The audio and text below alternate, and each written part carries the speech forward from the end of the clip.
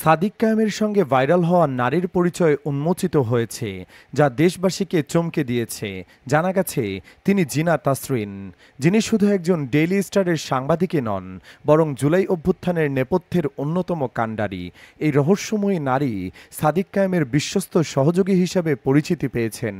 ছবিটি সামাজিক যোগাযোগ মাধ্যমে ছড়িয়ে পড়ার পর অনেকেই প্রশ্ন তুলেছিলেন যে একজন ইসলামিক ছাত্র সংগঠনের নেতা হয়ে সাদিক কায়েম কিভাবে একজন মধ্যবয়সী নারীর সঙ্গে এত ঘনিষ্ঠভাবে ছবি তুলতে পারেন। এই বিতর্কিত ছবির পেছনের গল্প এখন স্পষ্ট। জিনা তাসরিন স্কলাস্টিকা থেকে তার প্রাথমিক শিক্ষাজীবন শুরু করেন এবং পরে ইউনিভার্সিটি অফ ওয়ারউইকে উচ্চশিক্ষা গ্রহণ করেন। তার দীর্ঘ কর্মজীবনে তিনি বিভিন্ন গুরুত্বপূর্ণ পদে দায়িত্ব পালন করেছেন। পূর্বে তিনি ঢাকা ট্রিবিউনের বিজনেস এডিটর হিসেবে কাজ করেছেন। এছাড়াও দ্য ডেইলি স্টারে তিনি দুইবার বিজনেস এডিটর হিসেবে দায়িত্ব পালন করেছেন এবং একই প্রতিষ্ঠানে সিনিয়র সাব এডিটর এবং সাব এডিটর হিসেবেও কাজ করার অভিজ্ঞতা অর্জন করেছেন। আল জাজিরার সাংবাদিক জুলকারনাইন সাইদ তার ধারাবাহিক প্রতিবেদনে সাদিক কায়েমকে জুলাই গণঅভ্যুত্থানের অন্যতম নায়ক হিসেবে উল্লেখ করেছিলেন। সায়েরের লেখায় তিনি একজন কনফিডেন্ট বা বিশ্বস্ত নারীর কথা বলেছিলেন, যিনি নারী এবং সাংবাদিক। এই কনফিডেন্ট নারী এখন জিনা তাসরিন বলে নিশ্চিত হওয়া গেছে। গণঅভ্যুত্থানে তার গুরুত্বপূর্ণ ভূমিকাগুলো নিচে বিস্তারিতভাবে আলোচনা করা হলো।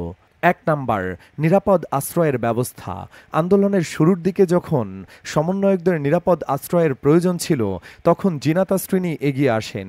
তিনি ওহিদ আলমের সঙ্গে যোগাযোগ করে তার বাইং হাউসের সদর দফতরকে নিরাপদ আশ্রয় হিসেবে নিশ্চিত করেন। পুরনো ঢাকার অবস্থানের চেয়ে এটি অনেক বেশি সুরক্ষিত ছিল, যা আন্দোলনকারীদের নিরাপত্তা নিশ্চিত করে, তাদের মনোবল অটুট রাখতে সাহায্য করে। ২ নাম্বার, ডিজিটাল যোগাযোগ ও সুরক্ষা। ইন্টারনেট ব্ল্যাকআউটের সময় সাদিক কায়েমের দলের জন্য প্রিমিয়াম ভিপিএন কেনার ব্যবস্থা করেন জিনা তাসরিন। তিনি নিজের আন্তর্জাতিক ক্রেডিট কার্ড ব্যবহার করে এর খরচ পরিশোধ করেন, যা আন্দোলনকারীদের মধ্যে সুরক্ষিত যোগাযোগ বজায় রাখতে অত্যন্ত জরুরি ছিল। ৩ নাম্বার, কৌশলগত পরামর্শ প্রদান।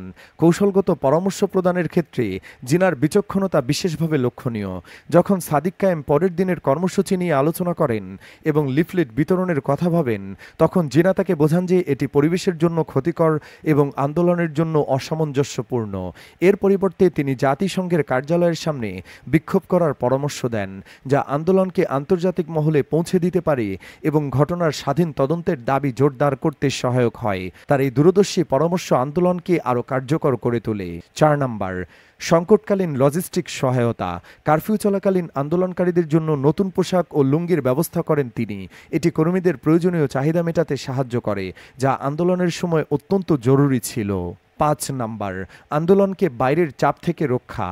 যখন নাহিদের গুরু মাহফুজ আবদুল্লাহ আন্দোলন ধীর করার এবং বিশ্ববিদ্যালয় হল খোলার দাবিতে রূপান্তর চেষ্টা করেন, তখন জিনা আফগানিস্তান প্রেস ব্যুরোর প্রধান শফিকুল আলমকে ফোন করে মাহফুজকে আন্দোলন ব্যাহত না করার জন্য সতর্ক করে দেন। এটি আন্দোলনের গতিপথ রক্ষা করে এবং মূল দাবি থেকে বিচ্যুতি ঠেকাতে সাহায্য করে। ৬ নাম্বার, নৈতিক সমর্থন ও আস্থা। সর্বোপরি সাদিক কায়েমের প্রতি জিনা নাসরিনের অকুণ্ঠ সমর্থন ও আস্থা ছিল তার সাফল্যের অন্যতম চালিকা শক্তি। ফেসবুকে সাদিককে আমার ছেলে হিসেবে সম্বোধন করে তার বিরাট বিজয় নিয়ে গর্ব প্রকাশ করে যে লেখাটি পোস্ট করেন, তা কেবল একটি আবেগঘন বার্তা ছিল না, বরং সাদিক কায়েমকে ঘিরে তৈরি হওয়া বিতর্ক মোকাবেলায় একটি শক্তিশালী নৈতিক ঢাল হিসেবে কাজ করে। এই পোস্ট জনসাধারণের মধ্যে সাদিকের ভাবমূর্তি উজ্জ্বল করতে এবং তার প্রতি বিশ্বাস বাড়াতে সাহায্য করে, যা আন্দোলনের জন্য অপরিহার্য ছিল। এভাবে জিনা জুলাই অভ্যুত্থানের নেপথ্যে একজন গুরুত্বপূর্ণ কাণ্ডারি হিসেবে কাজ করেছেন, যার বহুমুখী অবদান আন্দোলনকে সফল করতে সাহায্য করেছে। প্রিয় দর্শক, কেমন লাগলো আমাদের আজকের বিস্তারিত প্রতিবেদন? জিনা তাসরিনের ভূমিকা নিয়ে আপনাদের কি মতামত, তা আমাদের কমেন্ট বক্সে জানাতে ভুলবেন না। যদি আমাদের আজকের ভিডিওটি আপনাদের ভালো লেগে থাকে, তবে লাইক দিয়ে আমাদের উৎসাহিত করুন। আর আমাদের চ্যানেলে যদি নতুন হয়ে থাকেন, তাহলে অবশ্যই সাবস্ক্রাইব করুন। অসংখ্য ধন্যবাদ।